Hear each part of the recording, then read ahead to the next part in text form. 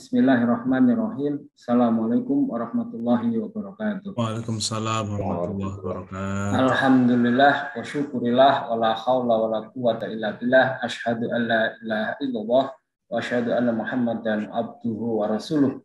Allahumma sholli ala sayyidina Muhammad wa ala ali sayyidina Muhammad amma ba'du. Alhamdulillah, terima kasih Pak Mangesti. Kita bertemu lagi pada kajian digital Jumat pagi. Terima kasih, pagi hari ini kita mendapatkan banyak tamu istimewa, ya. Ada Prof. Imam Suprayogo, Prof. Nugroho, Prof. Umi, ada Pak Sila Basuki baru masuk, ada Prof. Cipto Hadi, Pak Muhsin, ya, Muhsin Abbas, Kediri dan lain-lain, Padang, Pak Mukhlisin, alhamdulillah.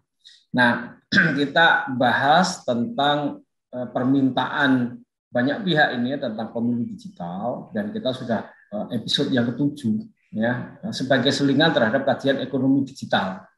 Nah, ekonomi digitalnya nanti kita habis lebaran kita mulai lagi, tapi ini penting sekali, banyak permintaan untuk membahas tentang ini.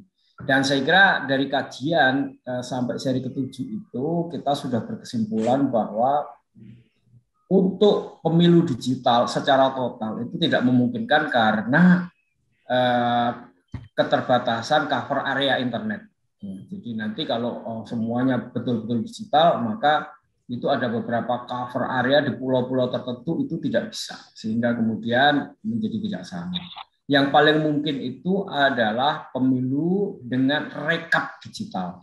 Rekap digital itu penting. Jadi hasil C1-nya itu, ya, C1 itu kan hasil asli dari penghitungan suara itu C1. Jadi di TPS itu dihitung maka dituangkan dalam C1. Nah, C1-nya itu harus direkam dan langsung terrekap dan tidak bisa diubah. Jadi tidak boleh dan tidak bisa diubah. Harusnya begitu. Sehingga kalau terjadi berjenjang terjadi perubahan-perubahan, nanti baliknya kepada C1 yang di TPS itu seperti apa, kan gitu. Jadi apa yang sudah di TPS itu tidak boleh berubah, itu rekap. Nah, sehingga dan itu harus cepat karena rekap dari C1 itu begitu dimasukkan set gitu ya sudah terekap secara nasional, maka tidak ada lagi spekulasi permainan karena hasilnya langsung. Nah, teknologi digital untuk itu sangat memungkinkan, sehingga kemungkinan untuk terjadinya perubahan suara dari TPS kemudian yang bertingkat itu akan tercegah karena C1 itu terdokumentasi dan tidak bisa diubah kalau kita menggunakan apa yang sudah kita diskusikan kemarin itu, ya, blockchain. Sehingga itu standarnya tidak boleh diubah. Perubahan itu berarti nanti akan menjadi menjadi tidak valid. Dia harus kembali kepada C1 asli yang direkap. Dan itu memungkinkan cepat untuk direkap. Dan teknologi saat itu cukup memadai kalau mau dipakai itu, sehingga pemilihannya itu tetap di TPS nyoblos lalu dihitung. Nah, pada waktu perhitungan di TPS itu kan disaksikan banyak orang, ya, sehingga kemudian diharapkan di situ tidak ada kecurangan, ya, walaupun di TPS itu pada prakteknya kan banyak terjadi kecurangan, ya, di report itu, ya. Dan ini yang paling memungkinkan gitu. Jadi rekapnya itulah yang harus digital, dan digitalnya dijamin tidak boleh ada perubahan. Kalau terjadi perubahan di tengah jalan bisa dicek C1 aslinya yang angkanya, sehingga kemudian kalau hasilnya itu sudah diketahui maka tidak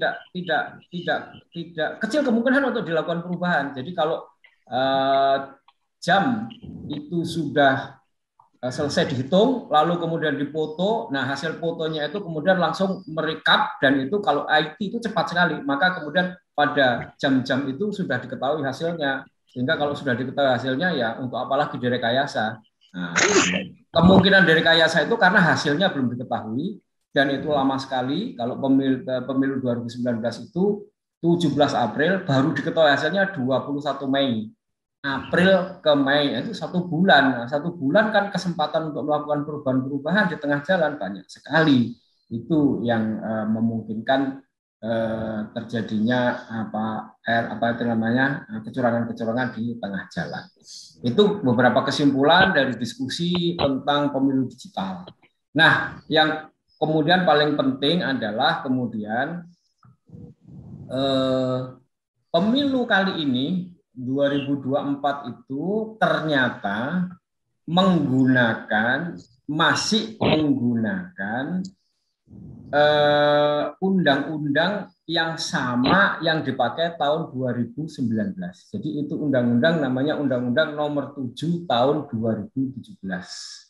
Dan di tahun 2024 ini sudah diputuskan di DPR, undang-undangnya tetap, jadi dia tidak diubah. Nah, oleh karena itu berarti akan terjadi sama PT 20% kan ada undang-undang itu digugat bolak-balik nggak mempan, berarti tetap PT 20%. Jadi kemungkinan hanya terjadi 2 calon. Yang kedua yang sering kita diskusikan di sini berarti pembuatan DPT-nya sama. Dan kalau pembuatan DPT-nya sama, maka kemungkinan untuk terjadi DPT abal-abal seperti tahun lalu sama. Sebab apa? Ada kalimat kunci di dalam undang-undang itu ya yang kemudian digunakan sebagai cara menyusun DPT, di mana cara menyusun DPT-nya adalah menggunakan DPT tahun sebelumnya atau DPT terakhir sebagai sumber utama di pembuatan DPT. Jadi artinya DPT yang kemarin itu dijadikan sebagai sumber utama, lalu baru ditambah dengan pemilih pemula. Nah, ini pemahaman ini yang harus dipahami karena banyak yang tidak memahami seolah-olah setiap kali ada pemilu itu dibuat DPT baru. Nah, dari data Dukcapil enggak. Jadi yang terjadi menurut undang-undang yang sekarang berlaku dan akan dipakai 2024 itu adalah DPT terakhir itu dianggap sebagai valid, lalu ditambah dengan DPT pemilih pemula. Nah, pemilih pemula itu mereka yang berusia 17 tahun, yang kemudian TNI dan Polri yang pensiun pada tanggal pemilu itu dianggap pemilih pemula ditambahkan. Nah, baru kemudian dilakukan coklit. Nah, coklit atau pencocokan dan penelitian dan pemutakhiran data. Nah, pencocokan dan penelitian dan pemutakhiran data itu pada umumnya tidak menyeluruh. Yang dicoklit dan yang dimutakhirkan itu justru data yang baru itu, yang pemilih pemula itu, sehingga kemudian DPT yang lama itu dianggap valid. Itulah makanya sering terjadi orang mati masih ada. Iyalah, 5 tahun lalu dia masih hidup. Nah, selama 5 tahun dia mungkin sudah meninggal, apalagi banyak pandemi, masih ada di dalam DPT. Nah, itu banyak sekali peristiwa-peristiwa yang seperti itu. Nah, ini yang pemahaman dasar yang harus kita lakukan ya. Nah, oke, kemarin kita kemudian membongkar satu modus pembuatan DPT abal-abal, yaitu dengan kode NIK ya, kode NIK yang tidak ada di dalam nomenklatur yang seperti ini. Nah, kode NIK. Jadi sumber utama DPT itu adalah NIK dan KK, nomor induk kependudukan dan KK. Inilah dasar untuk kemudian membuat DPT, daftar pemilih. Nah, lalu kemudian kemarin kita bahas nomenklatur tentang NIK itu ada dibuat oleh Permendagri ya. Benar, di sini saya tunjukkan Permendagrinya. Nah, ini dia. Nah, saya ulangi. Inilah Permendagri. Inilah kode NIK dan kode KK di Indonesia. Nomenklaturnya itu ada. Nah, kita itu untuk menetapkan bahwa DPT itu adalah abal-abal simpel. Kalau ada orang di dalam DPT, sementara NIK-nya tidak ada dalam nomenklatur, yaitu berarti DPT abal-abal, simpel aja kan, simpel sekali. Nah, contohnya bagaimana? Ya ini misalnya, kita ulangi yang kemarin ya. Ini nomenklatur pembuatan NIK itu adalah ini nomenklaturnya. Jadi misalnya Aceh 11. Kemudian berikutnya, kita lihat 10 itu nggak ada kan? Berarti tidak ada provinsi di Indonesia berkode 10, nggak ada. Simpel kan? Nah, lalu kemudian 20 juga nggak ada, lihat 20 nggak ada. Nah, lalu 30 juga nggak ada.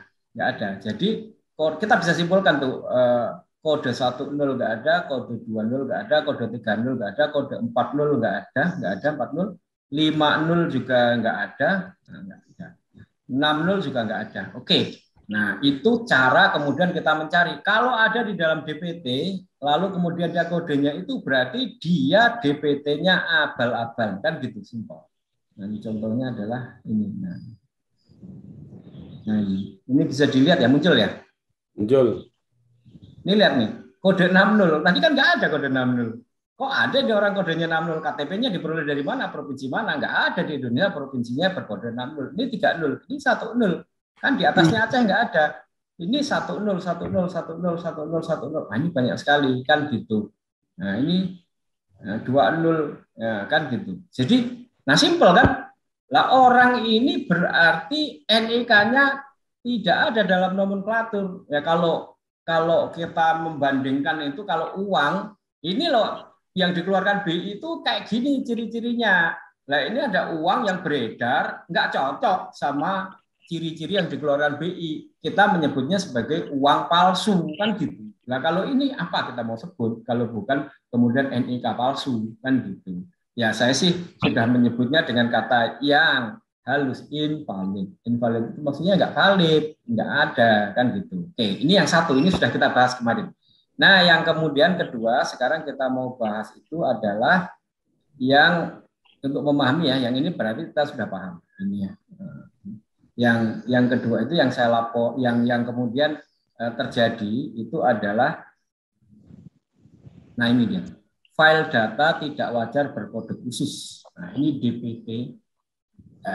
Kan kita, oh ya saya ulangi lagi, mengapa DPT ini penting sekali dalam pemilu? Ya setiap pemilu pasti ada DPT.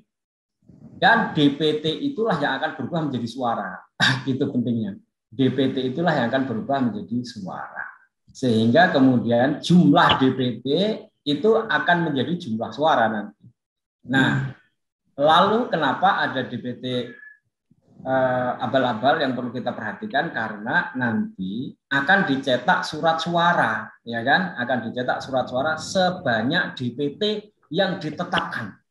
Nah, kalau misalnya pemilih aslinya cuma 100 juta, lalu DPT dibuat 120 juta, berarti ada 20 juta surat suara nganggur. Gitu. Itu masalahnya itu di situ sebenarnya. Pemahaman simpelnya itu sebenarnya di situ. Jadi pemilihnya cuma 100 juta, kemudian DPT-nya itu 120 juta, berarti ada 20 juta suara 20 juta surat suara yang tidak ada pemilihnya. Nah, itulah yang nanti bisa digunakan untuk melakukan kecurangan. Ya, itu.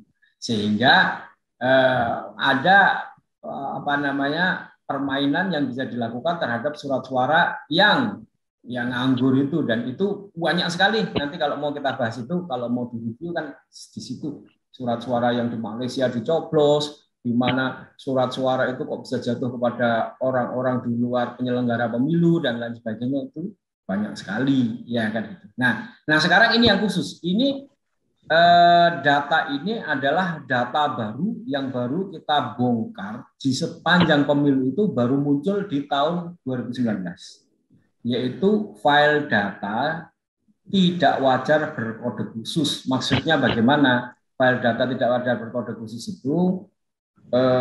Baiknya saya putarkan aja video ketika saya jelaskan ini di MK ya. Bentar. Kami adalah selain DPT tidak wajar berkode khusus 17,5 juta, kemudian yang paling penting adalah adanya KK manipulatif sebanyak 117.333 dan adanya data invalid di 5 provinsi sebanyak 18,8 juta. Dan itu semua sudah kami laporkan. Ini bukti laporannya. Kemudian yang paling penting adalah file data tidak wajar berkode khusus sebanyak 17,5 juta yang kami laporkan, yaitu adanya DPT bertanggal lahir 0107 atau 1 Juli sebanyak 9,8 juta tepatnya 9.817.003. Kemudian adanya DPT bertanggal lahir sama, yaitu 31 Desember sebanyak 5,3 juta, dan yang bertanggal lahir sama 1 Januari sebanyak 2,3 juta. Totalnya adalah 17,5 juta. Hal itu tidak wajar karena yang 1 Juli itu 20 kali lipat dari data normal. Data normalnya itu kami bertanya kepada pakar statistik, kami datang berkonsultasi dengan pakar statistik namanya Dr. Muhammad Ato. Beliau ada dari termohon. Tadi biar dulu, nanti giliran saudara. Tadi tidak ada interupsi. Terima kasih. Silakan. Tidak ada interupsi. Silakan saudara saksi diteruskan. Ya baik, kami bertanya kepada pakar statistik mengenai data tersebut. Jadi seluruh data yang kami sebut sebagai DPT HP2 yang kami terima dari KPU 15 Desember itu, yang ditetapkan pada tanggal 15 Desember itu kami baca dan kami tampilkan dalam sebuah grafik histogram, dan kemudian kami bertanya kepada pakar statistik Dr. Muhammad Ato. Beliau adalah kepala lab jurusan statistik aktuaria ITS. Untuk kami bertanya bagaimana membaca data ini wajar atau tidak. Beliau memberikan jawaban kepada kami, untuk membaca data itu jumlah data seluruhnya, yaitu 190 juta itu Anda bagi dengan 365 hari, maka itu adalah rata-rata data wajarnya. Nah, apabila 190 juta itu dibagi 365 hari, maka data yang wajar yang lahir pada tanggal 1 Januari, 2 Januari, 3 Januari sampai 31 Desember itu adalah 520.000 saja. Lalu kemudian kenapa muncul ada data 1 Juli itu jumlahnya 9,8 juta, 20 kali lipat. Kemudian yang 31 Desember 5,3 juta, 10 kali lipat. Kemudian yang 1 Januari itu ada 2,5 juta, itu artinya 5 kali lipat. Dan itulah kemudian kami sebut ini tidak wajar, dan kami menyebutnya dalam ilmu data science itu disebut sebagai data yang disebut sebagai intentional extreme outlier. Jangan pendapat. Bukan, ini saya bertanya kepada pakar itu tadi. Ya, Anda kaitkan dengan ilmu itu artinya pendapat. Fakta saja. Ya baik, itu penjelasan tidak wajarnya. Penjelasan tidak wajarnya adalah itu. Jadi baik, lanjutnya adalah data itu seharusnya diperbaiki. Kalau tidak diperbaiki maka akan menjadikan data itu rusak. Nah, itu sepengetahuan kami. Sehingga kemudian kami datang kepada KPU, menyampaikan kepada KPU, Pak Firzan yang biasa sering kami bertemu adalah kami mengatakan, Pak, data ini itu tidak wajar, jumlahnya tidak wajar, dan ini bisa merusak data yang sebenarnya. Kenapa bisa merusak? Ya karena kalau ada data yang 20 kali lipat, itu kemudian keseluruhan data menjadi rusak, tidak terpakai. Contohnya adalah ini yang kami contohkan. Misalnya ada berapa rata-rata umur anak kelas 6 SD, misalnya data itu menunjukkan umur 11, umur 12, umur 11, umur 10, lalu tiba-tiba ada 20 kali lipatnya, 220 umurnya, dan kemudian 11. Nah kalau itu di rata-rata, maka data statistik itu menunjukkan kesimpulannya, rata-rata umur anak kelas 6 SD adalah 45 tahun. Nah menjadi rusak datanya. Nah apabila data itu betul, maka contohnya seperti ini. Ya. Supaya tidak lebih jauh, ini pendapat agar diluruskan kembali bahwa beliau saksi posisi. Keberatan, tidak boleh interupsi tadi. Kita kasih kesempatan dulu. Ya, silakan. baik. Jadi kalau dan normal, diingatkan tolong jangan berpendapat ya. Iya, tidak berpendapat. Ini memang sudah saya sampaikan sejak awal. Di awal-awal di dalam sekian banyak itu sudah saya sampaikan bahwa apa itu namanya, sepengetahuan kami itulah yang saya sampaikan, makanya data itu perlu diperbaiki. Kenapa? Karena kalau data itu rusak, maka tidak bisa dipakai. Kesimpulannya, anak umur kelas 6 SD 45 tahun kalau data itu dikutip di suatu tempat lain. Itu bukan lagi lingkupnya saksi itu, Pak. Lingkupnya ahli itu. Mohon maaf Majelis Hakim, yang disampaikan oleh saksi ini nanti saja, bukan sedang berpendapat, tapi dia menerangkan bahwa inilah yang dijelaskan kepada termohon waktu pertemuan. Pak Nasrullah, Ya, Pak. nanti ada gilirannya. Ya, jangan interupsi dulu. Nggak boleh. Baik. Saya lanjutkan, sehingga kalau data itu menjadi seperti itu. Nah, oke, baik, kami langsung saja. waktu itu setelah kemudian kami sampaikan, sebenarnya kita sudah berdiskusi, setelah resmi disampaikan, pada umumnya waktu itu dikatakan sebagai hoax. Dan kemudian sampai sekarang pun saya masih menyimpan data di KPU, itu data 17,5 juta itu sebagai hoax pemilu, masih ada. Nah, atau secara resmi beliau menyampaikan data itu bukan data invalid. Nah, saya kira ada banyak dimuat, itu saya kutip Pak Firyan menyampaikan bahwa 17,5 juta data yang berkode khusus terdiri dari tingkatan lahir itu adalah data yang valid menurut KPU. Ini ada saya kutip dari media, beliau mengatakan begitu, dikonfirmasi oleh Dirjen Dukcapil juga menyatakan begitu, bahwa itu adalah data tanggal-tanggal di mana penduduk yang terdaftar itu tidak tahu tanggal lahirnya. Maka kemudian mereka diberi tanggal 1 Juli atau tanggal 31 Desember, yang 1 Januari tidak ada dasarnya. Itu kami terima. Dan itu betul, kami sudah mengkonfirmasi, datang kepada Pak Dirjen Dukcapil dan juga datang kepada para pakar statistik, termasuk juga orang yang melakukan sensus kependudukan. Jadi alasan itu kami terima. Yang menjadi tidak betul adalah menurut kami adalah jumlahnya yang banyak, yaitu 9,8 juta. Karena kami bertanya kepada pakar statistik dan itu semua tadi itu, jumlah yang wajar adalah yaitu mereka yang lahirnya tahun 60, tahun 50, tahun 40 itu tidak tahu tanggal lahirnya, dan itu berarti hanya 2 kali lipatnya saja dari normal. Kalau normalnya 520 ya berarti sekitar 1.040.000. Lalu 9 jutanya dari mana? Nah, itu yang kemudian kami beri atensi khusus, karena kemudian Pak KPU kami menanyakannya dan mendapatkan jawaban data itu sudah ada dalam DPT sejak tahun 2014. Bahkan beliau menyampaikan di tahun 2014 data itu bukan 17,5 juta, 20 juta katanya. Nah, oleh karena itu kami harus memberikan atensi khusus. Dan oleh karena itu kemudian KPU sebelumnya sudah melakukan, kemudian terjadi kesepakatan dengan kami untuk melakukan pengecekan di lapangan.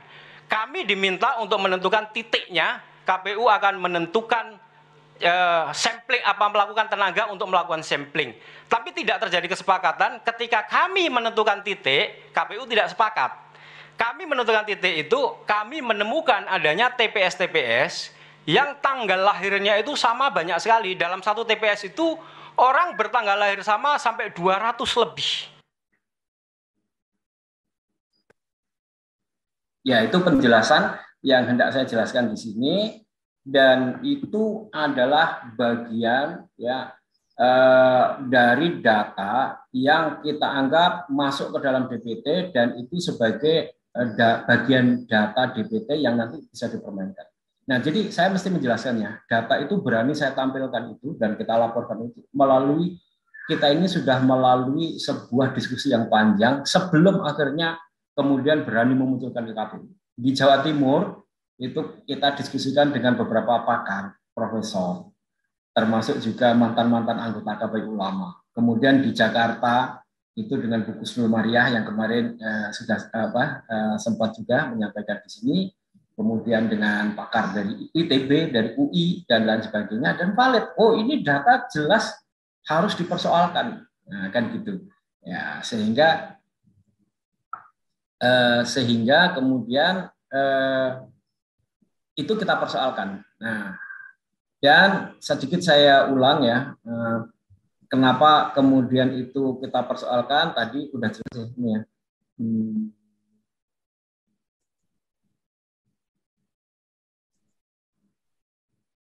Jumlahnya yang tidak wajar ya banyak sekali, karena kalau wajar itu, nah seperti ini mereka yang punya ilmu statistik pasti cukup paham bahwa jumlahnya orang yang lahir itu kalau jumlah penduduk Indonesia seluruhnya dalam hal ini 190 juta dibagi 365 hari ya rata-rata segini orang lahir itu, rata-rata ya 520 itu tadi 500. Lalu kenapa kok ada orang yang lahirnya di tanggal 1 Juli sampai 9,8 juta, 20 kali lipat, 10 kali lipat. Ini kan sangat mencurigakan, sangat tidak wajar. Dan ini ya yang menjadi kesulitan sebagai bagian dari mengklarifikasi ini itu adalah media dan juga ketidakjujuran. Sehingga kita sulit untuk menjelaskan bahwa data ini itu sudah didiskusikan dan kita sama-sama sudah paham. Artinya ya data ini itu sudah didiskusikan sama-sama paham, baik kami, KPU, Dukcapil maupun pihak-pihak itu paham. Iya, bahwa memang yang ada ketentuan bahwa mereka yang tidak tahu tanggal lahirnya itu kemudian diberi tanggal ini, yang ini aja. Tanggal 1 Juli dan 31 Desember hanya ini. Yang ini tuh nggak ada ketentuannya. Oke, yang ini aja, yang 20 kali sama 10 kali. Itu kita paham dan bisa kita mengerti. Memang ada orang-orang yang tidak tahu tanggal lahirnya, lalu kemudian diberi tanggal itu. Dan itu dari penjelasan pakar-pakar kependudukan terjadi pada orang-orang yang lahirnya kira-kira tahun 60, tahun 50, tahun 40, tahun-tahun yang sudah lampau. Kalau orang lahirnya tahun 80 atau 90 itu nggak mungkin lupa tanggal lahirnya, pasti ada. Nah, sehingga kemudian tidak mungkin jumlahnya sebanyak ini itu. Nah, dan itu kemudian ketika kita breakdown itu menjadi tidak wajar itu seperti ini. Nah, ini misalnya di TPS 5 Desa Suruhan Lor, Kecamatan Bandung, Tulungagung, Jawa Timur, Tulungagung dekat ini ya. Itu bagaimana bisa ada orang sebanyak lebih dari 150 dalam satu TPS tanggal lahirnya sama ini. Ya, dia tanggal lahirnya sama. 1 Januari 70 semuanya sama. Ini orang satu TPS itu kan berarti cuma satu RT lah ya, 1-2 RT. Masa iya ada orang satu RT itu tanggal lahirnya podo kabeh sama semua gitu loh. Ini bagaimana ya? Terus kemudian nih di Sukabumi juga ada.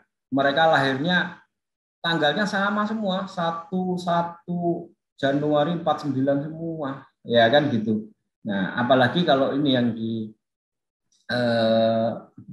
Bangkalan ya, di Bangkalan yang ada di Desa Genteng ini. Nah, ini dia lahirnya. Ada 228.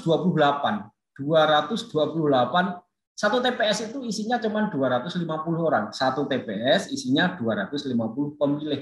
228 tanggalnya lah sama semua. Lah ini kan keanehan. Jadi ketidakwajaran itu sangat mencolok kenapa kemudian bisa terjadi satu TPS itu tanggal lahirnya sama semua. Masa iya orang satu RT itu, satu desa itu bisa kencanan berencana dan kemudian lahirnya itu sampai ratusan orang itu sama semua. Kan ini nggak wajar. Nah, saya kira itu saja kita mau buka pembahasan dan diskusi itu saja. Karena ini terjadinya itu bukan hanya sekali setelah kita, walaupun kita bongkarnya itu di tahun 2019, tapi setelah kita telusuri dan KPU itu kemudian menunjukkan bahwa di tahun 2014 itu ada 20 juta, 22 juta dia bilang, ada datanya, sehingga sekarang itu sudah berkurang yaitu 17,5 juta. Loh lah kalau begitu ya jangan dikurangi cuma segitu ya, kalau memang sudah nggak valid ya kurangi aja semuanya kan. Nah kira-kira itu sebagai pemahaman karena pemilu itu tetap menggunakan data itu. Ya. Jadi Undang-Undang Nomor 7 tahun 2017 itu tetap dipakai, tidak diubah, dan sehingga kemudian PT 20% dan juga pembuatan DPT ini yang paling bermasalah itu masih tetap dipakai. Nah, saya tidak tahu apakah kita cukup bisa memahami dan membiarkan atau saya kurang pahamnya yang setelah kita paparkan ini dan kita mengikutinya itu saya juga ingin tahu dari para peserta apakah memang itu wajar atau tidak dan perlu enggak kemudian kita persoalkan lagi. Nah, karena itu berarti akan dipakai lagi karena undang-undangnya sama. Itu Pak Mangisti. Saya sedikit aja supaya pembahasannya enggak banyak-banyak, fokus kepada beberapa hal. Terima kasih. Assalamualaikum warahmatullahi wabarakatuh.